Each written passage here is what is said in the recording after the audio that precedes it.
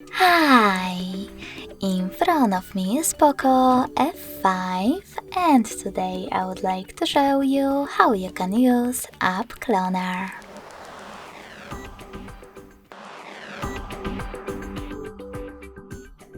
First of all, go into Settings and scroll down to access Apps. Now click on Dual Apps. Choose Create and click on the sweater next to one of your apps that you wish to clone, like Call of Duty. Lastly, tap on Turn On in the pop-up and wait.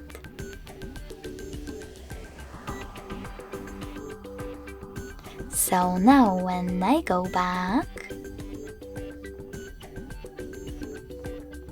I can see that Call of Duty app was successfully cloned.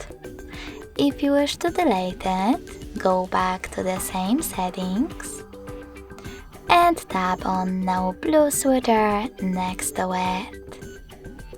Then confirm your choice in the pop-up.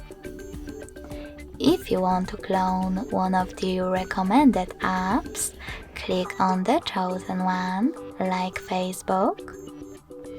Choose this sweater next to Dual Apps feature. Select Turn On and wait.